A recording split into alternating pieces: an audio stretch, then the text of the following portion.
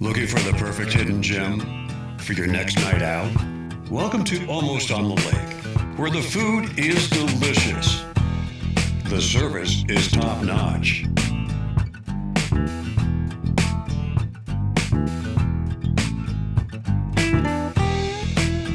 And the atmosphere feels like home. Family-owned and locally loved. Come see why everyone is talking about Almost on the Lake. Nestled in the heart of historic downtown Wilkesboro, the 1915 offers a wedding experience like no other. Once a federal courthouse and post office, the 1915 combines rich history with timeless charm. From intimate gatherings to full-day rentals, we provide the perfect backdrop for your most cherished moments. With indoor and outdoor options, bridal and groom suites, every detail is crafted just for you. Make your wedding unforgettable at the 1915, Wilkesboro's historic wedding venue, where your story begins.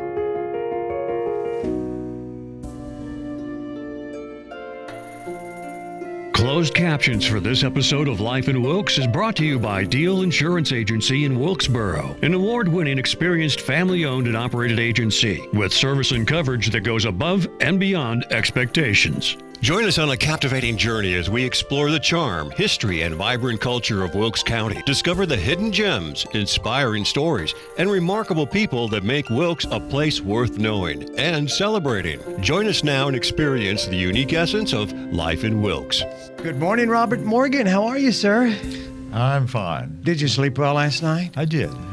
Well, being in Wilkes County, you came for an exciting program yesterday at the Heritage Museum with the North Carolina Daniel Boone Heritage Trail folks and a lot of other friends, too. Did you enjoy that? I did. This is Daniel Boone country.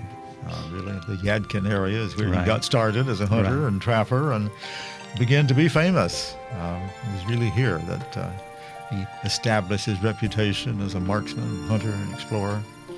Well, it certainly is a place that Daniel Boone is talked about fairly often, and there are markers all over the county. Have you had a chance to see those yet? I haven't on this trip. When I was doing research for the biography, I went all over and looked in courthouses and the state archives, at the tombstone for his parents over Right. in Moxville. Right.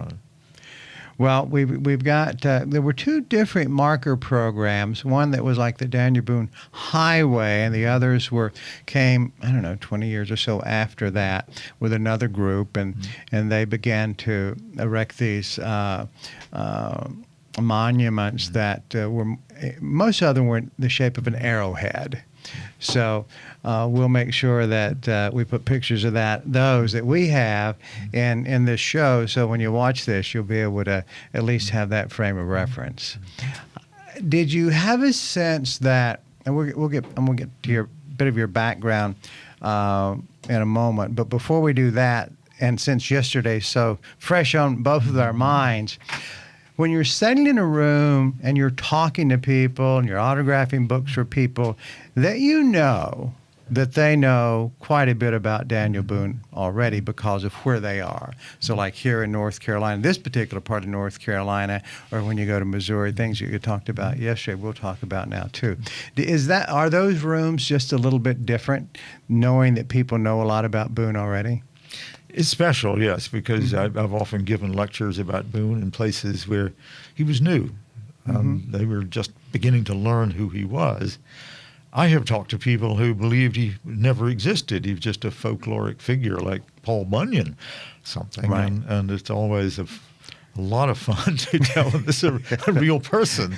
And he lived here, and he had land, and on the Yadkin, and it was from here. Yeah, this is a special visit because I'm at the place where Boone really began his career. It was here on the Yadkin that he first became famous as a hunter, scout, marksman, and debtor. Right, As a matter of fact, Right. he was often called to court Right. over debts he had not settled. But it is particularly good to feel you're among people who know who you're talking about. They already know something. In fact, there were a lot of people in the audience yesterday who were descended from Daniel Boone. Right. Right. The Boone family is, shall we say, big in this area. And that would make sense, right? Because of where his parents were and where the Morgans were, and there were just a lot of Boone genealogy floating around. Right, they settled in the 1750s here and had lots of friends. They knew the Bryans or the Bryants, the family he married into. Right, they were here. And they have a lot of descendants here. So there are a lot of events in this area to commemorate his marriage, right, his birthday, that sort of thing. So this is truly Boone territory, along with Kentucky. Yes. And Missouri. Right. That evolutionary part of his life. So it really is a thing of looking at segments of his life. As we all grow older, there are different things we do at different places. Right. For example, you were born in Western North Carolina, right? I was. Yeah. Tell us about that for a moment. I was born in Hendersonville, in the south of Asheville, and my family owned a farm south of there in the Green River Valley. I grew up on the farm, did all the things that boys do, hunting, fishing, just roving around, building ponds on the branch there, sliding down the mountain on the leaves, rolling rocks off the mountain. Right. Riding the old farm horse from time to time, plowing, and a lot of work in bean fields, that sort of thing. I could hitch up a horse to a plow in the dark with my eyes closed. Still, I did it so much. And it was a very good background for a writer because I grew up among storytellers. Right. My parents, my uncles, my grandpa just had thousands of stories about witches, about ghosts, about the Civil War, even about the Revolution. I have ancestors who fought at the Battle of Cowpens, among others. So and those stories get passed down from generation. They get passed down, probably with a little, enhancement from generation. Maybe that's part of what planted within Robert Morgan those seeds of great curiosity and possibilities, right? I remember, I think I shared it with you yesterday, that one of the lectures that I watch that you had given, I'm sorry, I don't remember where it was, but you made reference to the idea that as a writer, you are a bit of an actor too, right? Because storytelling is acting. It's a kind of acting, and a good fiction writer lives with the characters and the scenery in the way that an actor does, and the way an actor researches a role. You think about the clothes this person, the body movements, the body language, the environment it's going to be in, and those are the kinds of things that a fiction writer and a biographer, as far as that goes. Sure. Writing biography is just as creative as fiction writing because you got to choose. There are all kinds of things you could put in that are not relevant, particularly to the story you're telling. So biography is a very creative kind of writing. But you have to have some idea where it's going, what you want to do.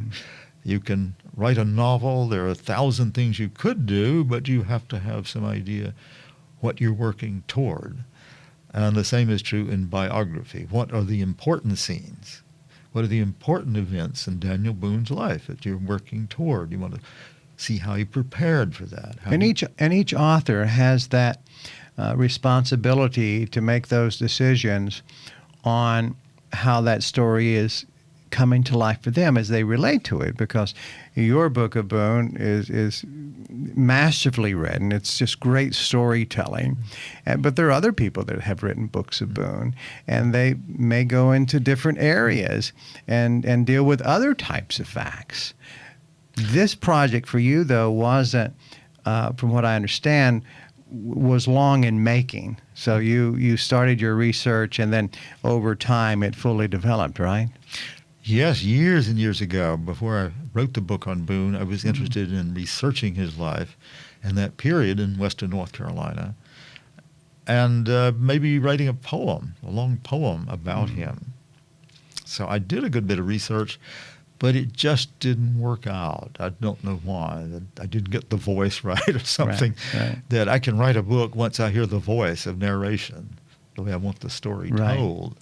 And that's true in nonfiction as well as fiction. You know, what is your stance as a biographer? How do you want the story told? How much detail? How much action? And I guess my writing is always voice motivated. Once I have a voice for telling a story, I can go with it.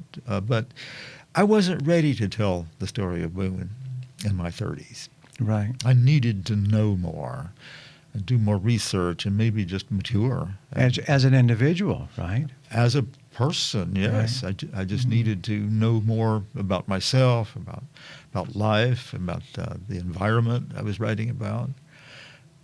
So when I decided to write the book, I was ready, I think. Right. I was very fortunate. It was the right time in my career. How old were you when you released the book? I was 63. Okay. All right then. So that would most assuredly would have given you time to explore your own thoughts and have all these great experiences. My goodness, you were at you were at Cornell for what, 51, 2 years? 51 years. 51 years. and you retired in 22, I think, right? I did. In 22, professor emeritus at Cornell. So there were a lot of storytelling going on in your life and teaching other people how to do that. Why do you think it took so long to simmer on the Boone story for it to come out the way that it came out?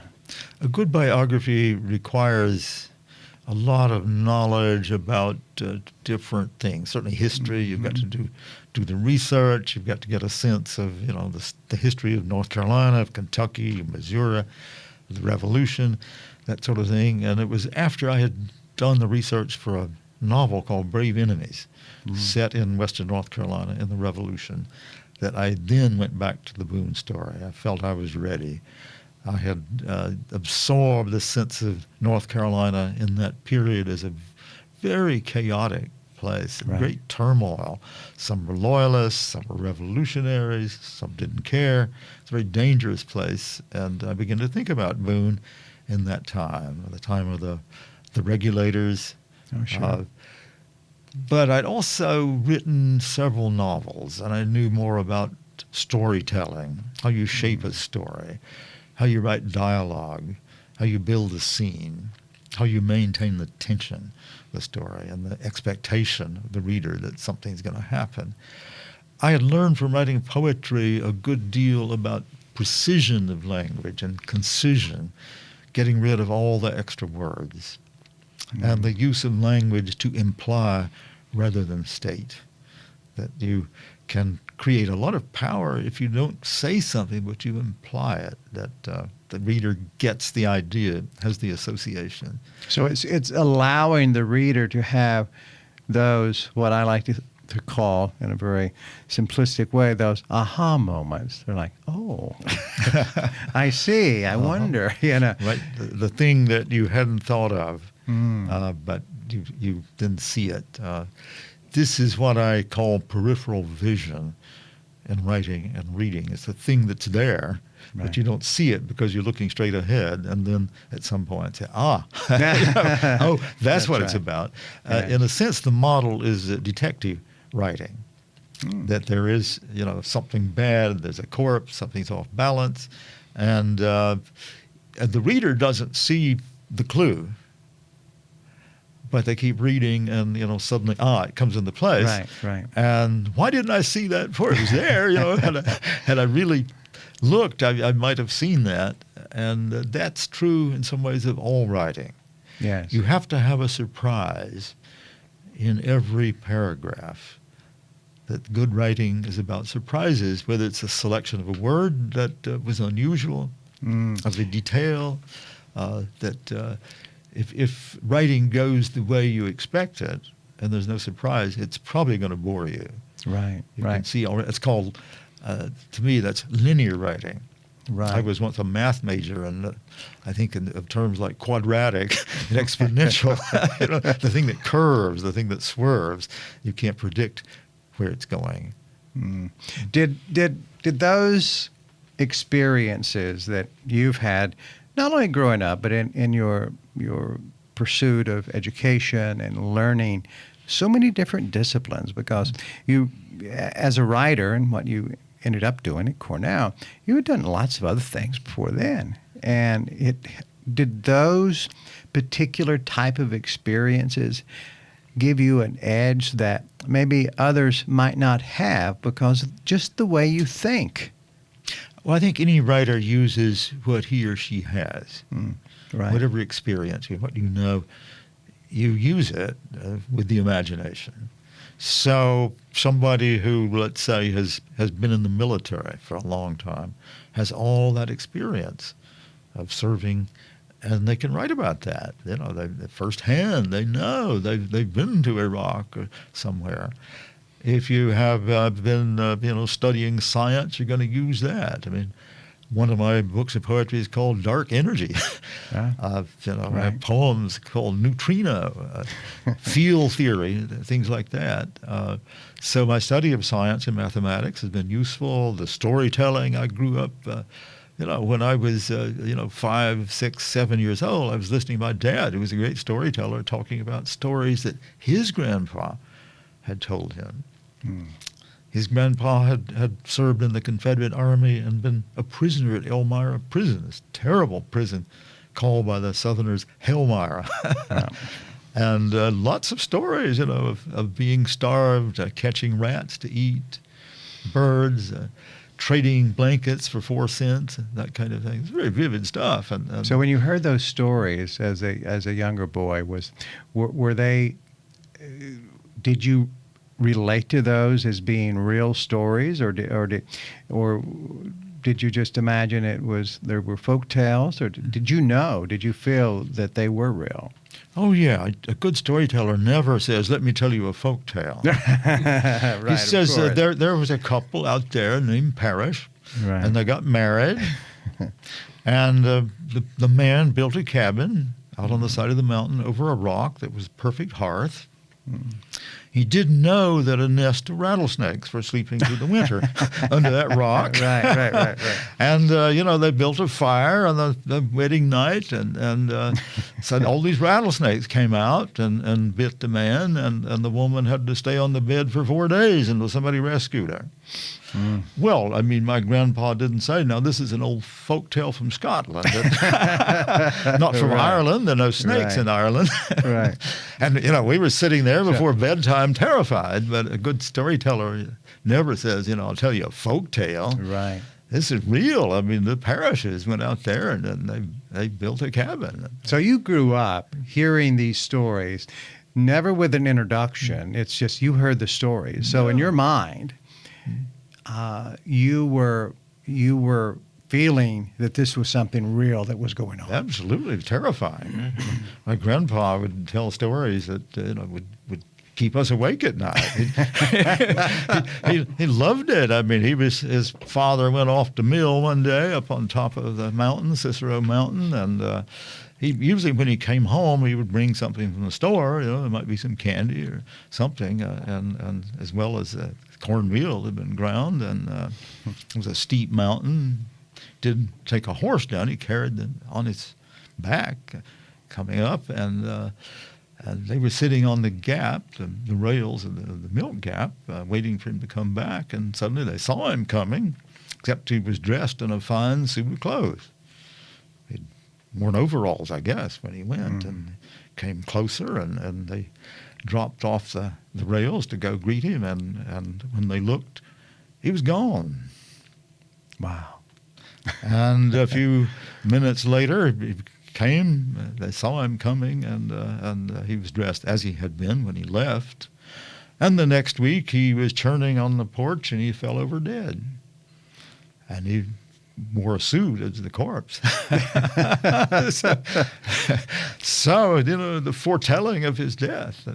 He had 100 stories like that. And we kids were just terrified, but loved them at the same time.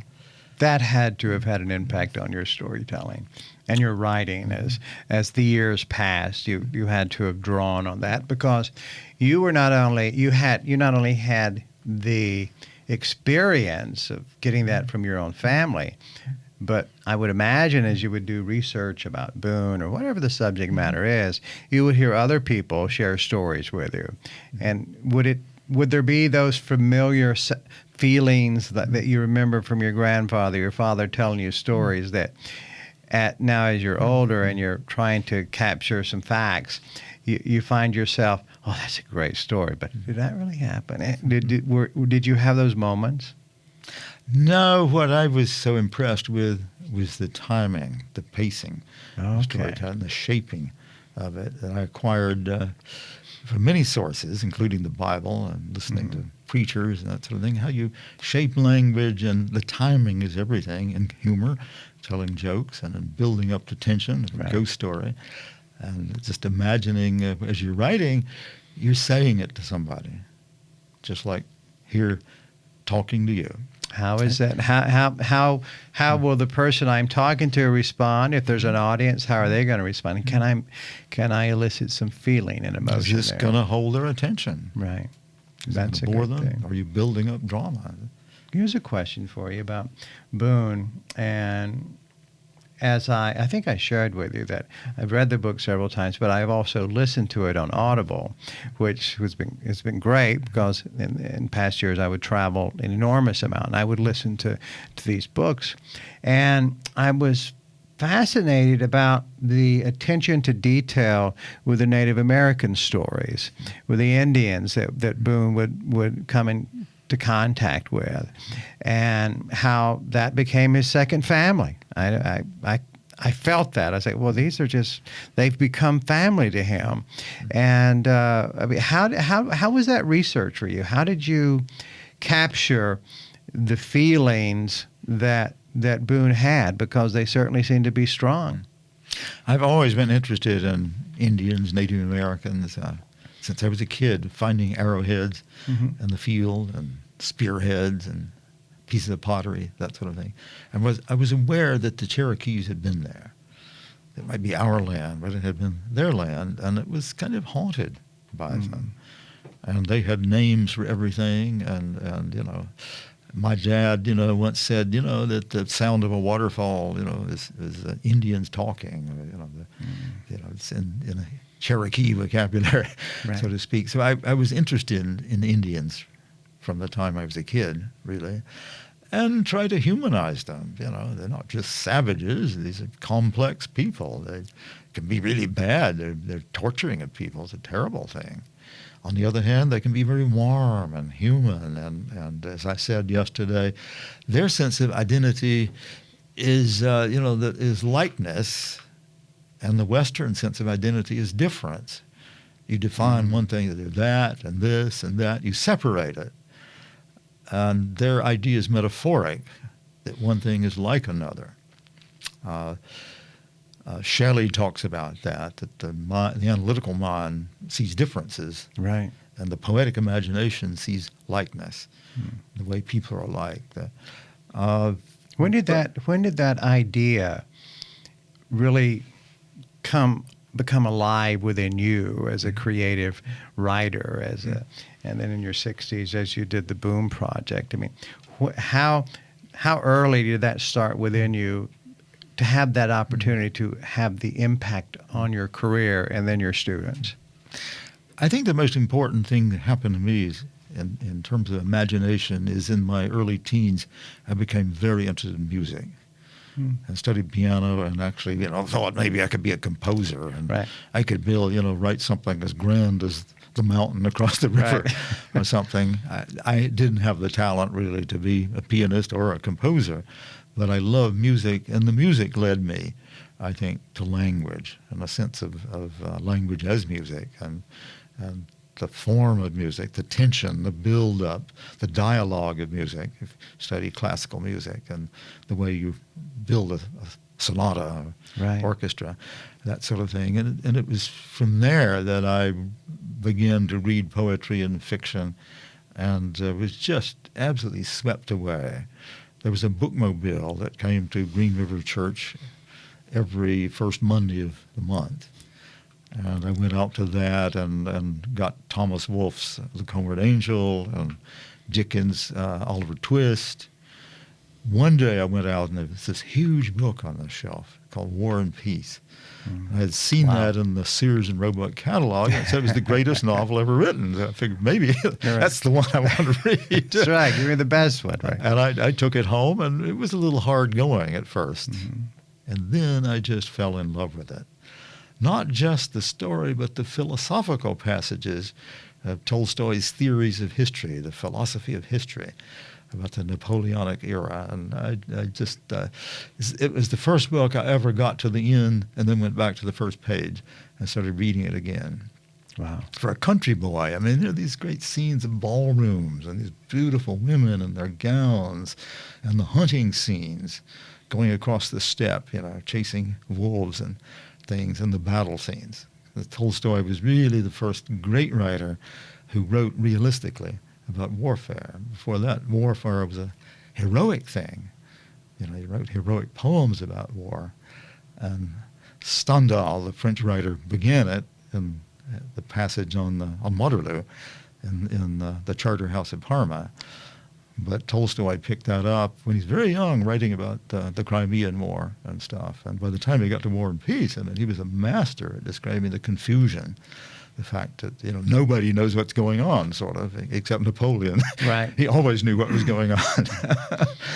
But it was history, it was fiction, and it was history. The blending of that really worked for you. Amazing. He could do both. And philosophy. He was a philosopher of history as well as a novelist and historian. So that had a big impact on me, that I remembered that you could do that in a novel. Is Boone, the biography, is that your delivery on that idea or promise to yourself? I want to do my own War and Peace.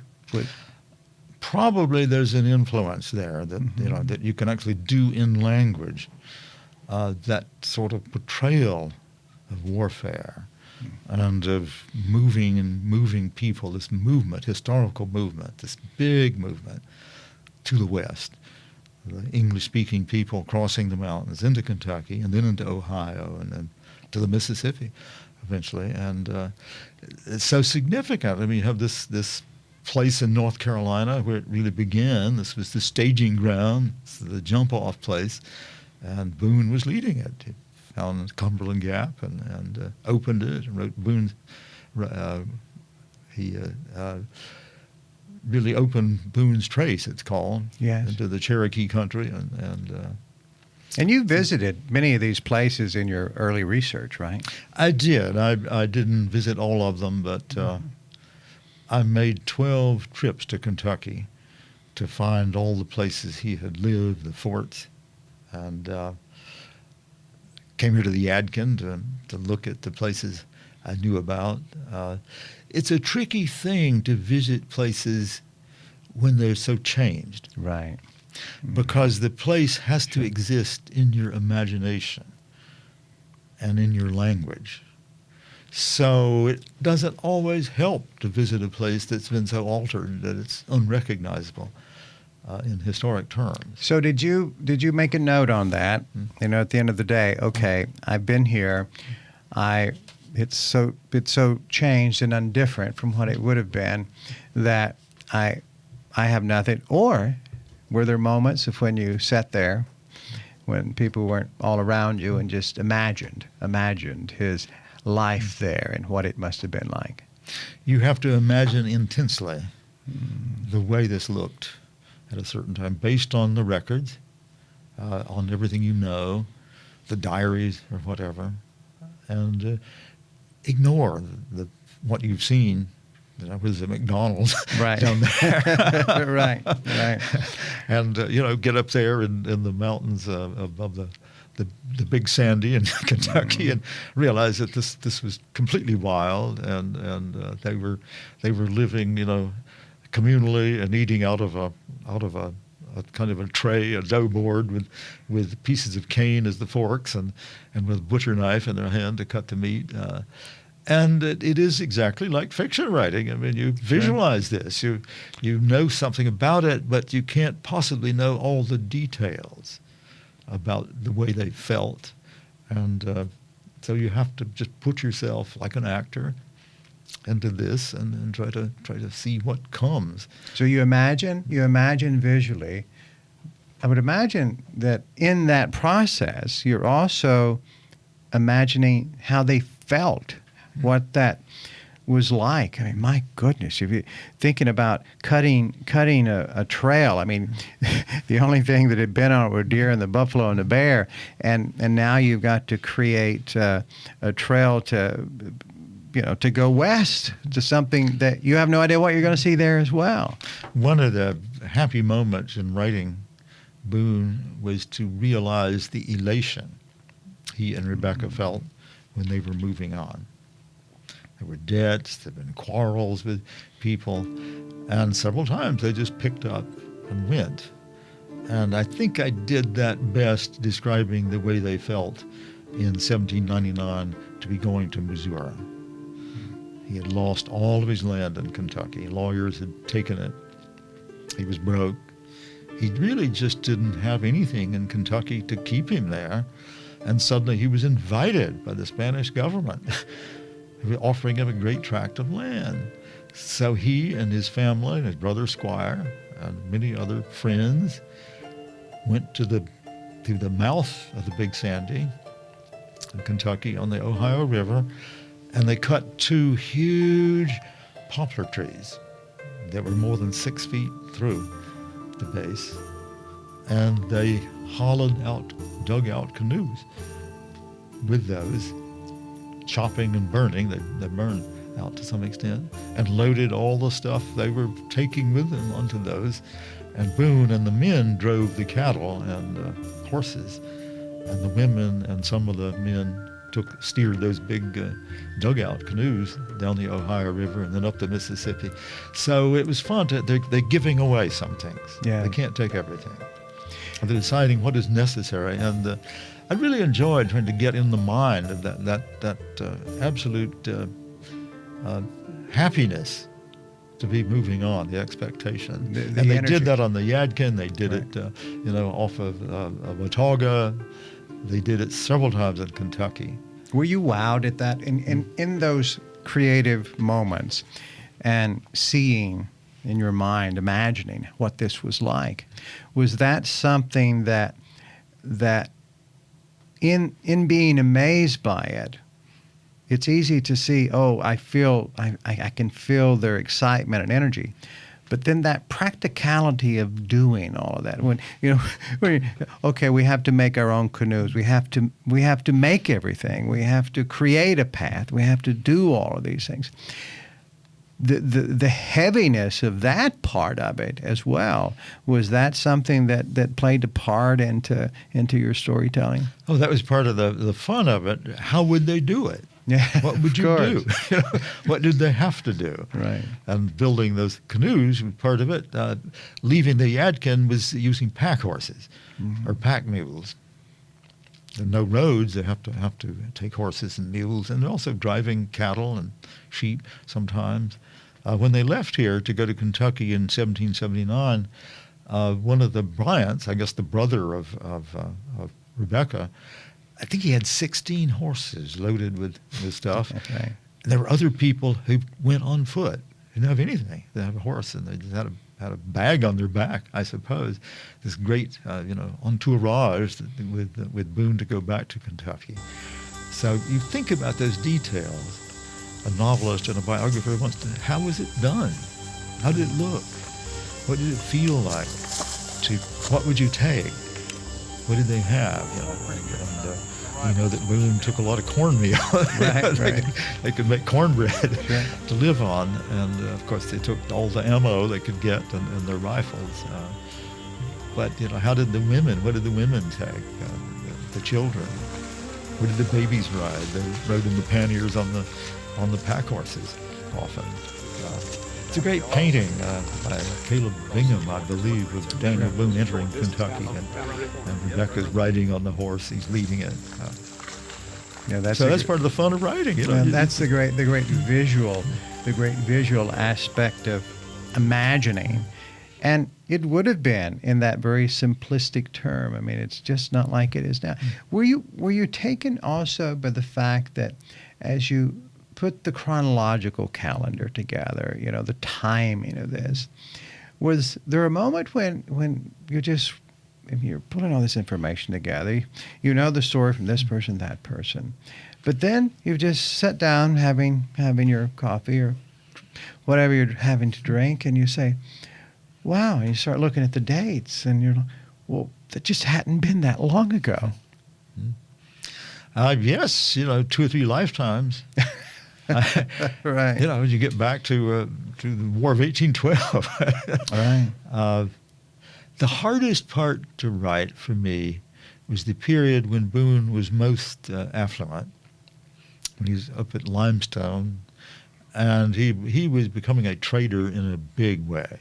He had lots of land, and he was a terrible manager. He was actually trading in a small way in slaves. So you have a Quaker. He was born as a Quaker. But not just that. I mean, he was trying to act like a tycoon. He was out of character. And he was running a tavern, or Rebecca was running a tavern. He was dealing in deer hides and furs and all kinds of things, including slaves. And it was really out of character. Now, how do you deal with that? That in a sense that he had become successful, quote unquote. And those weren't family traditions that he was carrying on. This was a whole new, like he was stepping onto a stage and playing a part that his people hadn't played before. He wasn't suited to it. It was not him. And it took me a while to think, how do you write about that exactly? That, you know, you admire Boone, you have such a high opinion of him, and everything bad was happening to him. This is the beginning of the lawsuits. He's being sued all the time. And irate people were showing up. You know, I was cheated on that land. You didn't survey it right. You know, that took me a while to figure out how to sort that out and explain what was going on. That this was Daniel Boone, a man of great generosity, and that actually partly got him in trouble. He was giving away everything. Sure. he was cheated. I mean, Right. he was cheated of 10,000 acres of land by a man named Imlay, who went to England and made him famous in England, published under his own name. I think the autobiography of Daniel Boone, and Imlay sold that land. He didn't give Boone a cent. He was supposed to. He bought it and then sold it to a real wicked man, General Wilkinson, who was not only, you know, a very bad administrator for the Americans, but was in the employ of the Spanish government to take the West for the Spaniards. So he had multitudes of masters, didn't he? There were con men then, you know, Right. as in our own time.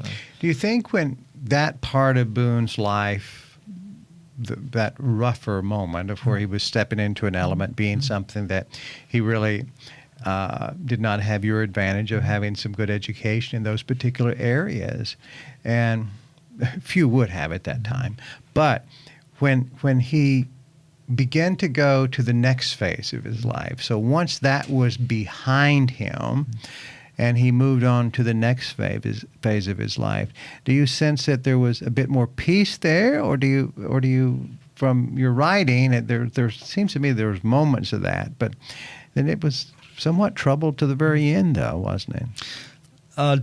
Several things happened to him that made him not bitter, but let's say a little wiser Right. than he had been. One was the loss of his son, Israel, at the Blue Licks, the Right. Battle of the Blue Licks. He never forgave himself for losing his temper and not persuading the Kentucky militia to stay and not walk right into that ambush. But he never quite trusted himself as a leader after that he could let that happen, because he knew he was a powerful leader and he had not prevented it. That made him more concerned with business.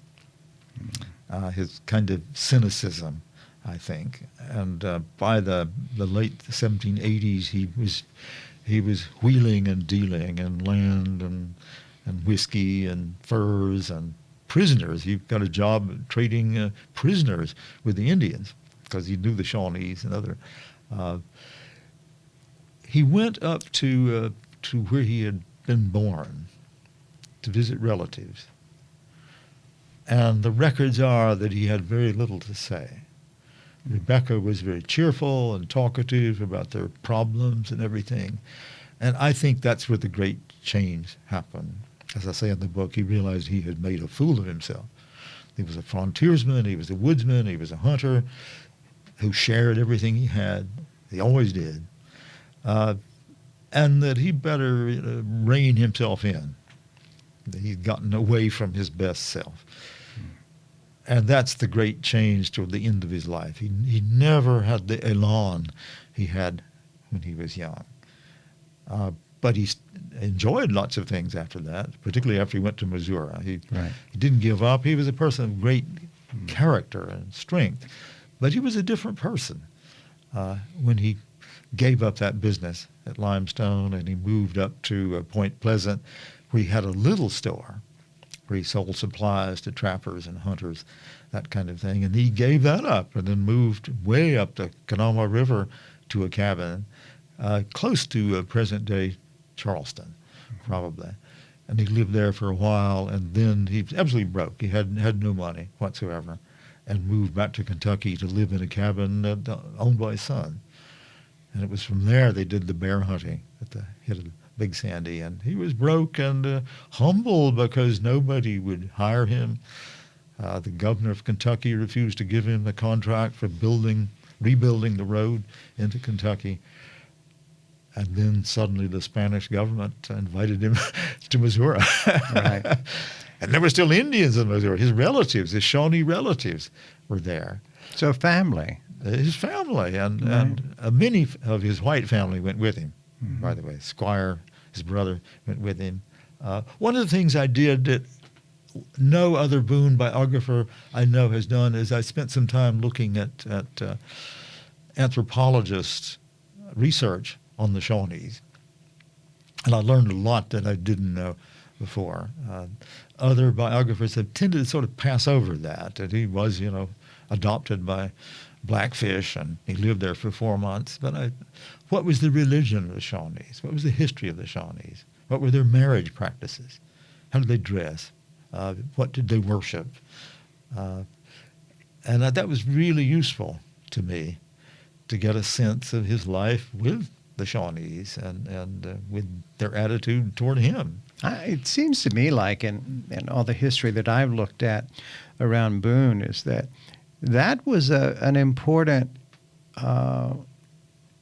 emotional and feeling part of his life. I suppose we say intellect from that broadening of a picture of here is a Native American tribe that many were frightened of, but he wasn't, was he? No, he understood them, and Boone was a great actor. We know that. He could play ruses. But it wasn't just a ruse. He really did appreciate them. He'd always wanted to live like an Indian, and by God, he did for 4 months. He was an Indian. Right. This is what people at the time had trouble understanding. They would say he's a traitor or he's a liar or something. He really was sympathetic to other people, different from him. And other prisoners were exasperated that he seemed to get along so well. They were angry and afraid, living in Chillicothe, but he was not. He had a great sense of humor, and Indians like that, his Indian wit. Right. He played tricks on them. They guarded him so he wouldn't escape.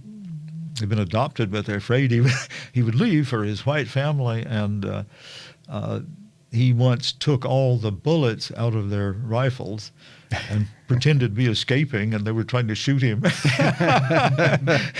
And he turned laughing, and then the people who had chased after him laughed too.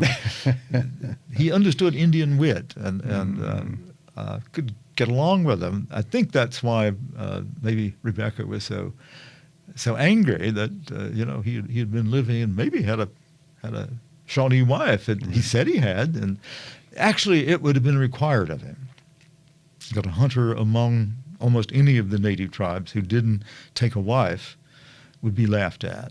It was expected. They wanted more people, and if you didn't do your duty, you were looked down upon. And to be a great warrior, I mean, you had to have a wife or two wives, as far as that went. You were a man. I mean, you had to be a man. So it's almost certain he had a Shawnee wife. I don't know about the Cherokee wife. Right.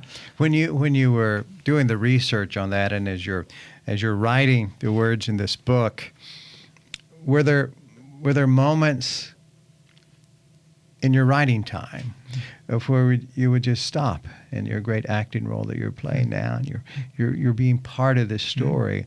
Were there moments that you would just stop and say, "Wow, what a life"? Yeah, I was elated. I was thrilled. I've never worked so intensely on anything as I did on the biography of Boone. I don't think I could do it now. I don't have that energy anymore. But yes, it was. I was thrilled to get up every morning to see what I wrote and or what more I could find out from research. It was. I'm not sure exactly why I felt such a closeness to him. If you're going to write a good biography, you got to feel you know this person, and make the reader feel they know him. It's just not facts. It's not just dates.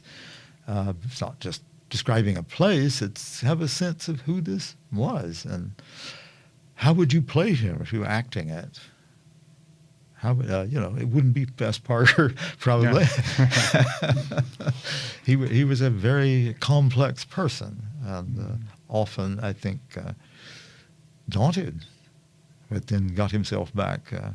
He was really shocked and stunned by the loss of Stuart in Kentucky when he disappeared, because they didn't know what happened to him. He just disappeared. He's almost certainly killed by Indians, but they couldn't find the body. And that happened to him a number of times. The death of his sons, I think, really, really stunned him. It was hard to go on, and then he did. He could recover. And you would imagine that in his position of leading this great journey with all these people following, right, all these different influences around him, to lose his own children, and it was one after another, right? There was all these losses there, and you still have to be the leader. So that was that a particularly challenging or emotional time for you, even as you were writing this book and telling these stories, or was it just putting down the facts? Well, I could certainly feel some of his grief as he went on. I mean, you have to feel that if you. But his ability to overcome it also is one of his great features. He paid a great cost for what he did, and the loss of his two sons, but also in his knowledge of what had happened to the places he had settled in. This really bothered him. All the buffaloes were gone in Kentucky within 10 years. So this paradise, this bluegrass island, was gone. And he knew that he was partly responsible, that all the buffaloes had been killed. He didn't kill them, but other people did, just for sport. Right. Go out and shoot them. And now this had to unsettle him. He knew that he had been a part of that. He had a hand in destroying this paradise where there was no forbidden fruit, as somebody said. That's what one of the young choppers of Boone's Trace said. That we looked down on the Kentucky River as we were approaching it, and this great herd of buffalo were spooked. They saw us coming, and we knew this was a paradise where there was no forbidden fruit. Robert Morgan, Boone has certainly been a piece of your life, because there are many pieces of your life in your writing. But is this one this piece of your life, the life of Boone, the telling of this story, compared to the other products that you produce, from the poetry and your other books, is this the one that garners more conversations like this, people coming up to you and saying, hey, what are your thoughts about this aspect of Boone's life or this particular place? Do you have that same type of curiosities still after other books you've written? No, I've never had a response to any book I've written compared to Boone, except for the novel Gap Creek. Oh, and once that was chosen by Oprah, I had an audience of millions, in effect, and I got tons of letters and emails from readers, really all over the world, from Poland, Germany, Holland. How has that continued? Do you still get much play there? It's declined. I mean, it was after all 26 years ago. Right. And the book, is declining in sales, as you might imagine, and I don't get as many testimonials from people who read it. I got some yesterday in that crowd, and people brought their copies of Gap Creek. That's nice. But I've never had a response like that to the Boone biography, sustained, and it's always growing. It continues to find its audience, and the response is bigger than I ever expected. As I said before, it sold out before publication date. I had no idea how popular Daniel Boone was, and thinking about that, why is that so? What is it about Boone that makes him so charismatic to people after all these years, 250 years later? And I think there are many answers to that, but the main one I think is he's the original, the type of the frontiersman, the woodsman of the West.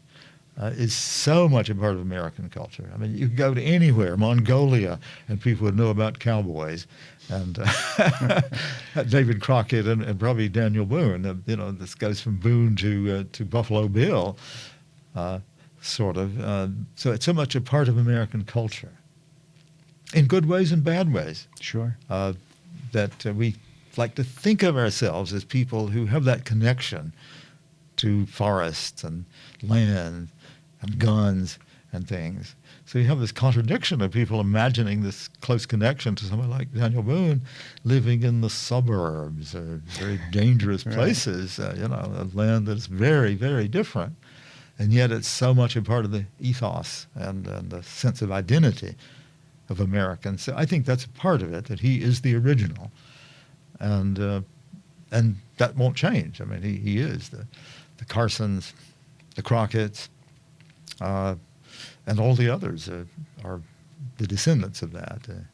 They're all part of our lexicon of American thoughts, and as you said, global thoughts. And you're part of that now. Wow, that's big stuff. That's big stuff, Robert Morgan. Bigger than I expected. Well, that's fantastic. Well, God bless Oprah for that little piece. Yesterday, when I asked you the question about that, was it good for you? Oh, 2 million copies right away. That's a nice day. So that was good. But this book, this project, of course, it just continues to live on. Boone gave me a new audience. Let's put it that way. I had an audience from Gap Creek and the other novels, but after I published Boone, this new audience of more men than women, but a lot of women, that expanded my readership significantly. And that's important as a writer. It is. I mean, you write to be read. That's right. To be read. Well, I enjoyed our conversation yesterday. I enjoyed our conversation this morning. So we'll keep in touch. And your next time coming back through the region, we'll sit and chat again. I'm very curious about your life at Cornell and the students that you had. 50 years of students, that's a lot. 52 years, that's a lot of students. And what their thoughts are, and when they reach out to you about Boone or some of your other projects, I'm sure that has to happen. No, there's been very little interaction among my students with my own writing. For several reasons. If you're teaching writing, the subject is their writing. Right. It's not your writing. You're teaching them to be a you. Emerson said, education is mostly sympathy.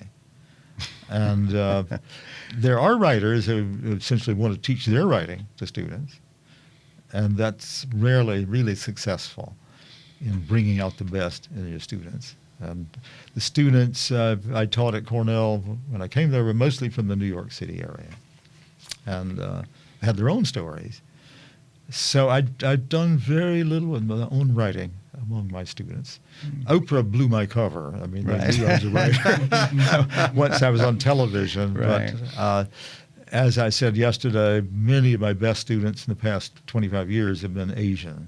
And they have stories to tell about growing up in Hong Kong or Kuala Lumpur or Japan or China. And some of them, know my work and talk about it. I think I taught, something of my own work once when I was teaching biography. And I used the chapter from Lions of the West, probably the one on Carson. But no, you're teaching them everything you know, but you're not trying to make them little Morgans. Of course. You're trying to bring out what is good in them, or what is possible, what is creative. So by their lack of letters and phone calls saying, how's the book, you have been successful in that. So then that's great. Mm-hmm. That's great. Congratulations. Teaching lots of minds to be great writers, or just writers. That's a fantastic thing. Thank you, Robert. Really appreciate you. Thank you. I've enjoyed it. Thank you. Wait, look here. We're going to need to keep a travel light because we have to cross the big mountain to get to beat Gad. I've checked our supplies. We should be able to take off first thing in the morning, crack of dawn. When we get up to meat camp, I know a scout who can help us meet up with Boone. Perfect. I've got checked our powder. We've got enough to get us there, assuming we don't run into anything other than deer or bear.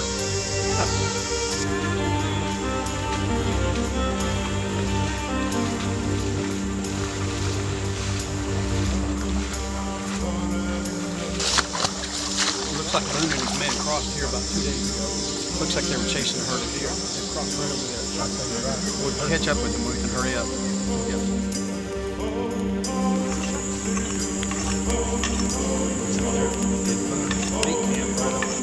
Be more than just the two of us then, right? It'd be a pretty good trip. Yeah, sometimes Boone will have up 25, 30 men. Maybe while the dragging canoes, scouts are out, or one of his war parties are out, or worse yet. Thank you for spending time with us on Life in Wilkes. We value you as a viewer and appreciate when you share the show with your friends and family. Be sure to bookmark our channel and join us again on the next episode of Life in Wilkes.